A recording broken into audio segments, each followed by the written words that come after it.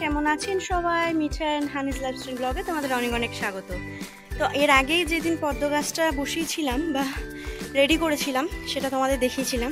আমি একটু হাঁপাচ্ছি কারণ একটানা 3 তলা উঠলাম তো একটু কষ্ট হচ্ছে। তো সেদিন তোমাদের দেখিয়েছিলাম। রিসেন্টলি আগে একটা ভিডিওতে তোমাদের দেখিয়েছি আমি অনেক বীজ অর্ডার করেছিলাম। সেটা ছিল লক্ষ্মী পদ্ম না, মানে বনসাই লোটাস।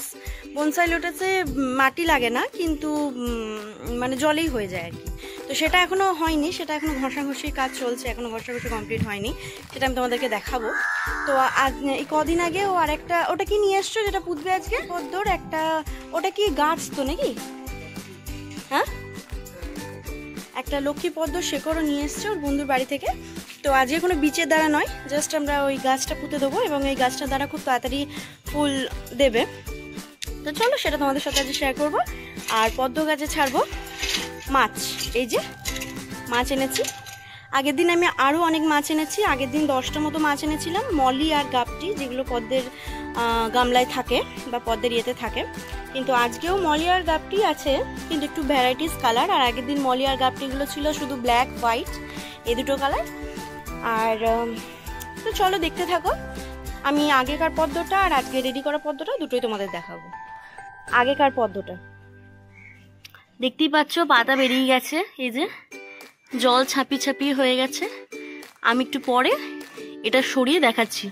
এটা করে দেওয়ার কারণ হচ্ছে আমাদের তো ছাদে আছে, কদিন ধরে একটু খুব প্রখর রোদ ছিল, তাই পাতাগুলো জ্বলে যাচ্ছিল। আমাদের গ্রিন হাউসটা করবো, বাট এখনো করা হয়নি, যার জন্য এভাবে ওড়না দিয়ে ব্যবস্থা করা হয়েছে যাতে জলটা গরম না হয় বা তোমার পাতাগুলো জ্বলে না যায়।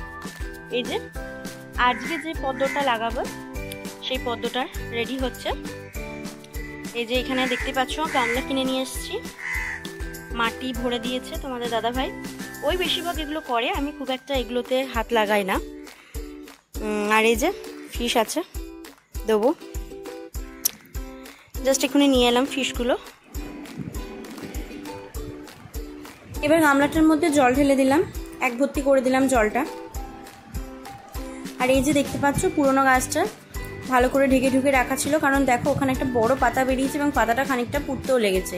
এখানে আগের দিন 4-5টা মাছ ছেড়েছিলাম, আবার খানিক ওখানে অনেক, আজকে তো অনেক কটা মাছ নিয়ে এসেছি তোমাদের দেখালামই। তো সেই মাছগুলো আবার সেখান থেকেও কিছু 2-4টে ছেড়ে দিচ্ছে। মলি আর গাপটি মাছ এনেছে, আগের দিনই বলেছি। তো ওই যে এখানে আরও 4-5টা মাছ ছেড়ে দিলাম, কারণ জায়গাটা অনেকটা আছে, তো এখানে অনেকটাই মাছ থেকে যাবে। আর বাদ বাকি যে মাছ কটা ছিল সেগুলো আবার বাড়ির ভেতরে যে গামলাটা ছিল, যেখানে পদ্মের ইয়েটা ছিল শিখরটা, সেখানে রেখে দিলাম।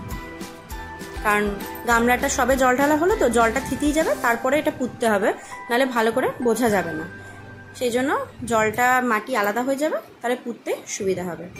চলে এলাম আবার পরের দিন সকালে গামলাটাকে নিয়ে শেকড়টাকে পুঁততে। কারণ শেকড়টা অনেক দিন ধরে জলের মধ্যে আছে, বেশি দিন থাকলে কিন্তু শেকড়টা পচে যাবে। দেখতেই পাচ্ছ গামলার জলটা কি সুন্দর পরিষ্কার হয়ে গেছে, মাটি আলাদা জল আলাদা হয়ে গেছে, প্রায় মাটিটা তলায় পড়ে আছে, জলটাও পরিষ্কার হয়ে গেছে।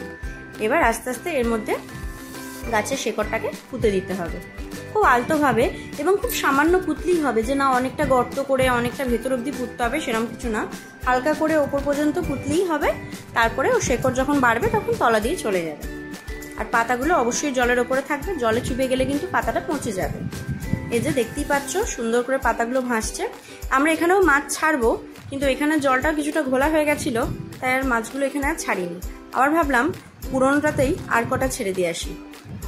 পুরোনো মাছের এটা দেখতে এলাম, তো দেখো আগের দিন রাত্রেবেলা তোমাদের দাদাভাই এই বাটিগুলো এখানে এনে রেখেছে সেফটির জন্য। এই যে এই ফুটোটা দিয়ে ঢুকবে মাছগুলো, এই বড় সাইডে ফুটোটা দিয়ে, আর এইদিকে একটা পাশে একটা ফুটো আছে দেখো, ওই ফুটোটা দিয়ে বেরোবে।